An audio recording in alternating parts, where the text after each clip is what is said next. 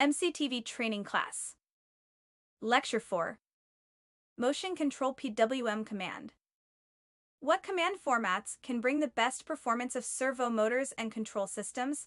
In terms of response speed, ranked from fastest to slowest, the motion control command formats include PWM control current loop, analog to phase current mode control loop, analog control current loop, analog control speed loop, analog control position loop, pulse control position loop, and issuing commands to control the three loops via communication protocols such as EtherCAT and CANbus.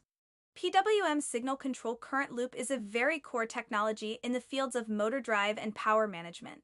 This is a typical closed-loop control system, whose core idea is to measure the actual current, compare it with the desired current command, and adjust the duty cycle of the PWM signal in real time based on the error, so that the actual current precisely follows the commanded current.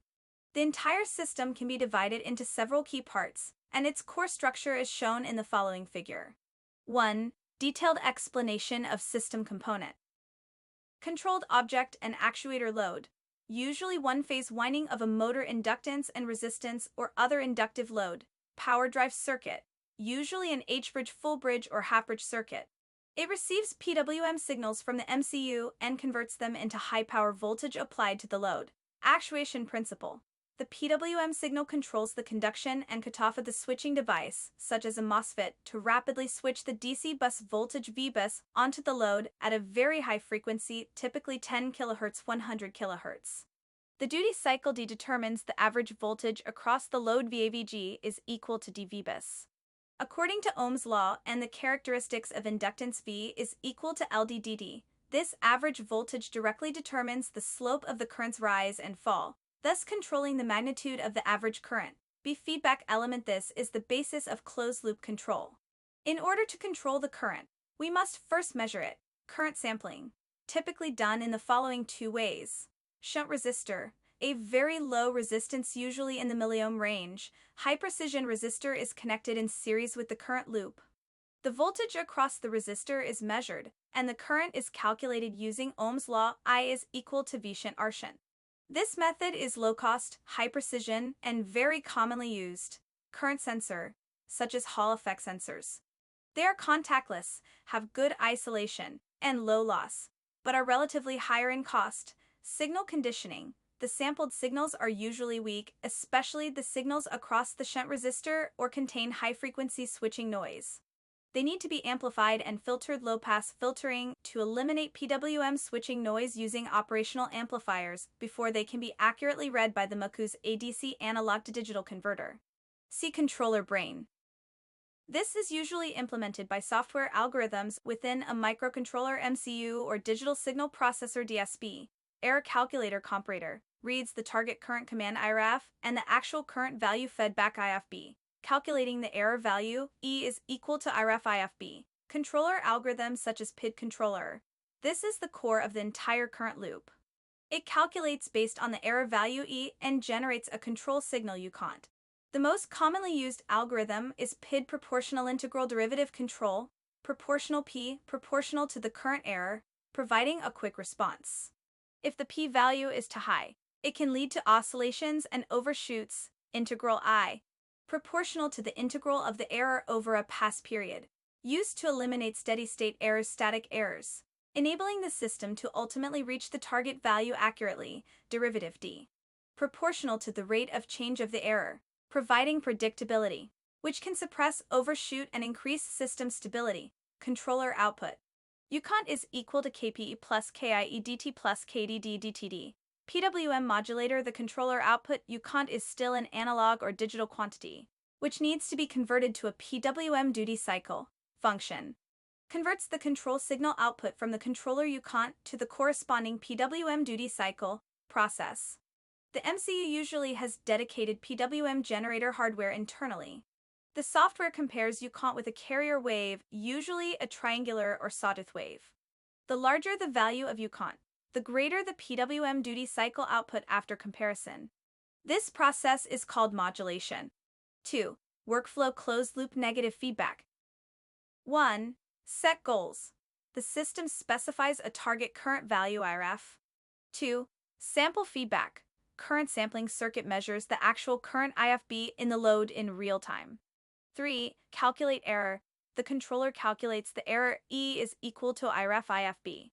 If IFB is less than IREF, it indicates that the current is too low and the error E is positive. If IFB is greater than IREF, it indicates that the current is too high and the error E is negative. 4. PID calculation. The controller PID algorithm computes a new control quantity UCont based on the error E. When the error E is positive, the PID output UCont increases. When the error E is negative, the PID output UCont decreases. 5. Adjust PWM. The PWM modulator increases the PWM duty cycle if E is positive or decreases the PWM duty cycle if E is negative based on UCont. 6. Drive actuation. The new PWM signal drives the power bridge, changing the average voltage applied to the load. Increasing the duty cycle is greater than average voltage increases is greater than current increases DDT is greater than 0. Decreasing the duty cycle is greater than average voltage decreases is greater than current decreases DDT is less than 0. 7. Repeat cycle.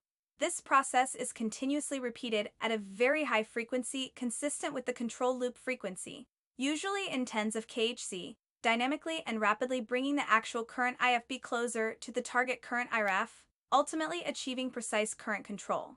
3. Key technologies and challenges. Bandwidth. The response speed of the current loop. High bandwidth means the system can correct errors more quickly and follow instruction changes. Bandwidth is limited by the MCU computation speed, PWM frequency, sampling delay, etc. Tuning PID parameters, finding suitable values for Kp, Ki, and Kd is crucial for achieving stable, fast, and steady-state free operation of the system. Poor tuning can lead to system oscillation, slow response, or overshoot.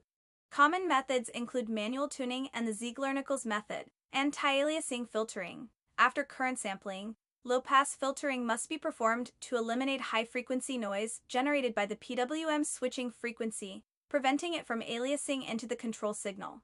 However, filtering introduces phase delay, affecting system stability, requiring a balance between filtering effect and system delay, preventing integral windup. When the system output cannot be increased further due to physical limitations, such as a duty cycle reaching 100%, the integral term continues to accumulate saturate, leading to slow response during recovery. This requires special anti-windup handling. 4. Advantages and applications. Advantages. High precision. Closed-loop feedback can overcome disturbances such as power supply voltage fluctuations, load changes, and temperature variations. Fast dynamic response. Can quickly track changing current commands. Protection functions. Can easily implement overcurrent protection, shutting off PWM immediately if the feedback current exceeds a safety threshold. Applications. Motor control. FOC BLDC control.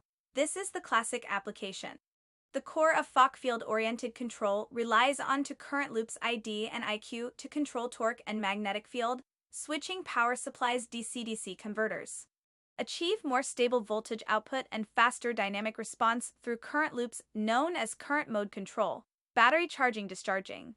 Precisely controlling charging and discharging current, protecting the battery and optimizing the charging process. LED driving. Achieve high-precision constant current driving, ensuring stable LED brightness. In summary, PWM signal control of the current loop is an automatic control system based on the principle of negative feedback. It combines powerful PWM power output with precise microprocessor control through a closed-loop process of measuring, comparing, calculating, adjusting, achieving high precision and high dynamic performance control of the critical physical quantity of current.